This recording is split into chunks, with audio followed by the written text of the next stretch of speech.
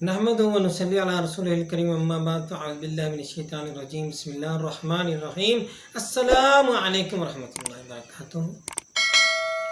سورۃ بقرہ شریف کی تلاوت، ترجمہ و تفسیر سے فیضیاب ہو رہے ہیں۔ آج آیت نمبر 195 سے گفتگو کا آغاز ہوتا ہے۔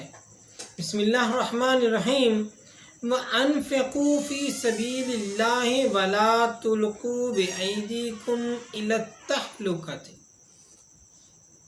اور خرچ کیا کرو اللہ تعالیٰ کی راہ میں۔ وَأَنفِقُوا فِي سَبِيلِ اللَّهِ، اور اللہ تعالیٰ کی راہ میں خرچ کیا کرو۔ وَلَا تُلْقُوا بِأَيْدِيكُمْ، اور نہ پھینکو اپنے آپ کو اپنے ہاتھوں سے إِلَى التَّهْلُكَةِ، تباہی میں۔ وَأَحْسِنُوا، اور اچھے طریقے سے کام کیا کرو۔ حضرت ابو ایوب انصاری رضی اللہ تعالیٰ عنہ نے فرمایا، اپنے ہاتھوں اپنے آپ کو ہلاکت میں ڈالنے کا مطلب یہ ہے کہ انسان اللہ کے راستے میں جہاد چھوڑ دے۔ امام ترمذی رحمۃ اللہ علیہ روایت فرماتے ہیں کہ اسلم ابی عمران سے مروی ہے کہ جب ہم نے قسطنطنیہ پر حملہ کیا تو رومیوں کا ایک لشکر جرار ہمارے مقابلہ میں صف آرا ہوا۔ مسلمانوں کی فوج بھی ان کے مقابلہ میں ڈٹ گئی۔ ایک مسلمان سپاہی نے تنہا لشکر روم پر حملہ کر دیا اور ان کی صف میں گھس گیا۔ لوگ چلائے سبحان اللہ، اس نے اپنے ہاتھوں اپنے آپ کو ہلاکت کیا، اس نے اپنے ہاتھوں اپنے آپ کو ہلاک کر دیا۔ حضرت ابو ایوب رضی اللہ تعالیٰ عنہ کھڑے ہو گئے اور فرمانے لگے، اے لوگو، تم نے اس آیت کا مطلب غلط سمجھا ہے، آؤ میں تمہیں اس کا شان نزول بتاؤں۔ جب اسلام کو غلبہ حاصل ہو گیا اور مسلمان مجاہدوں کی تعداد بھی کافی بڑھ گئی تو ہم انصار نے خفیہ مشورہ کیا کہ اب جان بازوں کی کمی بھی نہیں رہی اور اسلام کو عزت و عظمت بھی حاصل ہو گئی ہے، اور مسلسل کئی سال تک ہم اپنی کھیتی باڑی اور کاروبار کی طرف توجہ نہیں دے سکے۔ اب ہمیں اپنی مالی حالت درست کرنے کے لیے ساری کوششیں صرف کرنی چاہیے۔ اس وقت اللہ تعالیٰ نے یہ آیت نازل فرمائی جس میں یہ تصریح تھی کہ اے انصار، اگر تم جہاد کو چھوڑ کر زراعت و تجارت میں کھو کر رہ گئے تو سمجھ لو کہ تم نے اپنے آپ کو اپنے ہاتھوں سے ہلاکت کے گڑھے میں پھینک دیا ہے۔ حضرت ابو ایوب لڑتے رہے یہاں تک کہ جام شہادت نوش کیا، اور قسطنطنیہ میں ہی ان کا مزار پر انوار ہے۔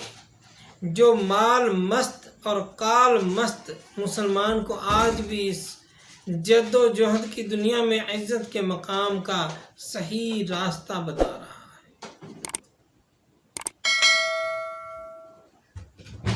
وَأَحْسِنُوا، اور اچھے کام کیا کرو۔ إِنَّ اللَّهَ يُحِبُّ الْمُحْسِنِينَ، بے شک اللہ تعالیٰ اچھے کام کرنے والوں کو پسند فرماتا ہے۔ وَأَتِمُّوا الْحَجَّ وَالْعُمْرَةَ لِلَّهِ، اور پورا کرو حج اور عمرہ اللہ تعالیٰ کی رضا کے لیے۔ عرب قدیم زمانہ سے حج کیا کرتے تھے، لیکن ان کے نزدیک حج ایک میلہ یا تجارتی منڈی بن کر رہ گیا تھا۔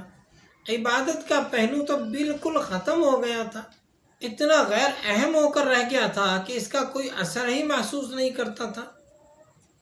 لوگ آتے، سیر و تفریح کر جاتے، شاعر اپنے قصائد اور خطیب اپنے آتشی خطبے سنا کر لوگوں کے دلوں پر اپنی فصاحت و بلاغت کے سکہ جماتے اور چلے جاتے۔ چند روز تجارت کا بازار بھی خوب گرم رہتا۔ اللہ تعالیٰ فرماتا ہے کہ حج و عمرہ کرو، لیکن اللہ تعالیٰ کی عبادت اور اس کی رضا جوئی کے لیے پورے آداب اور شرائط کے ساتھ، پورے اخلاص اور حسن نیت کے ساتھ۔ وَأَتِمُّوا الْحَجَّ وَالْعُمْرَةَ لِلَّهِ فَإِنْ أُحْصِرْتُمْ پھر اگر تم گر جاؤ فَمَا اسْتَيْسَرَ مِنَ الْهَدْيِ تو قربانی کا جانور جو آسانی سے مل جائے وہ بیچ دو. یعنی اگر تم احرام باندھ چکے اور راستہ میں بیمار ہو گئے یا دشمن نے راستہ بند کر دیا اور تم حج کے ایام میں وہاں نہیں پہنچ سکے تو اب احرام سے نکلنے کی یہ صورت ہے کہ قربانی کا جو جانور تم گھر سے لے آئے ہو وہ کسی کے ہاتھ بھیج دو. اور اگر وہ جانور نہیں بیچ سکتے تو اس کی قیمت روانہ کر دو اور انہیں کہو کہ حرم میں پہنچ کر تمہاری طرف سے جانور ذبح کر دیں. جب تم یہ خیال کرو کہ وہ حرم میں پہنچ گئے ہوں گے اور جانور ذبح کر دیا گیا ہوگا تو تم سر منڈا کر بال کٹوا کر احرام کی پابندیوں سے آزاد ہو سکتے ہو. لیکن اگر بیماری کی وجہ سے جلد سر منڈانے کی ضرورت پڑ جائے تو فدیہ کے طور پر روزے رکھ لو، صدقہ دے دو یا جانور ذبح کر دو. صحیح حدیث شریف سے ثابت ہے کہ 3 روزے یا 6 مسکینوں کو 2 سیر گندم یا 4 سیر جو صدقہ فطر کے اندازے کے مطابق دے دے یا کم سے کم ایک بکری ذبح کر دے اور حجامت بنوا لے. وَلَا تَحْلِقُوا رُؤُوسَكُمْ اور نہ مڈاؤ اپنے سر یہاں تک کہ حَتَّى يَبْلُغَ الْحَدْيُ مَحِلَّهُ حتیٰ کہ تمہارا قربانی کا جانور اپنے ٹھکانے پر پہنچ جائے. فَمَنْ كَانَ مِنْكُمْ مَرِيضًا أَوْ بِهِ أَذًى مِّن رَأْسِهِ پس جو شخص تم میں سے بیمار ہو یا اسے کچھ تکلیف ہو سر میں فَفِدْيَةٌ مِّن صِيَامٍ تو وہ فدیہ دے روزوں سے، او صدقۃ او نسک یا خیرات سے یا قربانی سے. فَإِذَا أَمِنْتُمْ اور جب تم امن میں ہو جاؤ فَمَنْ تَمَتَّعَ بِالْعُمْرَةِ إِلَى الْحَجِّ تو جو فائدہ اٹھانا چاہے عمرہ کا حج کے ساتھ فَمَا اسْتَيْسَرَ مِنَ الْهَدْيِ تو اسے جو میسر ہو قربانی. فَمَنْ لَمْ يَجِدْ فَصِيَامُ ثَلَاثَةِ أَيَّامٍ جسے قربانی کی طاقت نہ ہو تو وہ 3 روزے رکھیں فی الحج حج کے وقت.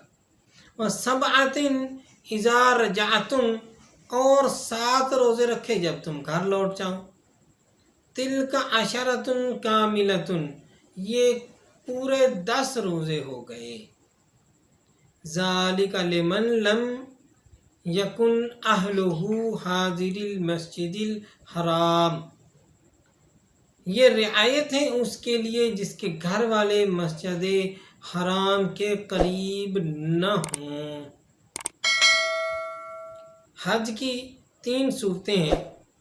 افراد یعنی حج کے دنوں میں صرف حج کیا اس پر قربانی واجب نہیں.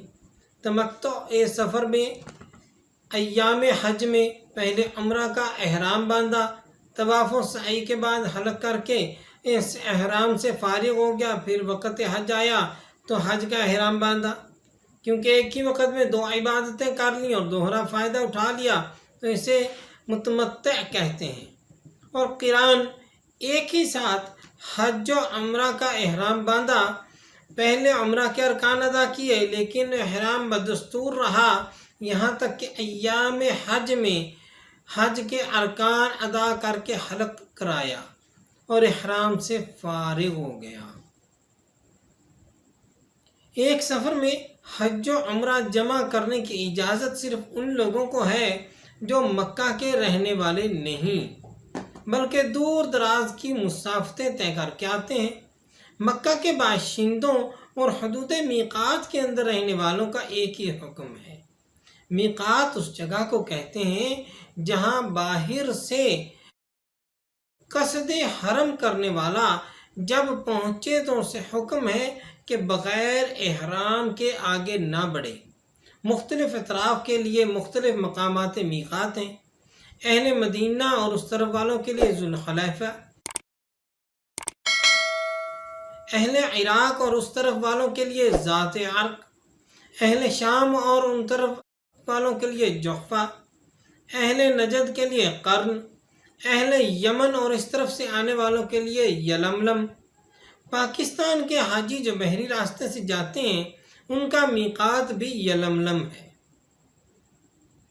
جب ان کا جہاز بحیرہ احمر میں داخل ہو اور یلملم کے مقابل سے گزرے تو وہاں ان حاجیوں کو احرام باندھنا ہوتا ہے۔ واتقوا اللہ واعلموا، اور ڈرو اللہ تعالیٰ سے اور جان لو ان اللہ شدید العقاب، بے شک اللہ تعالیٰ سخت پکڑنے والا ہے، سخت سزا دینے والا بھی ہو سکتا ہے، سخت پکڑنے والا ہے۔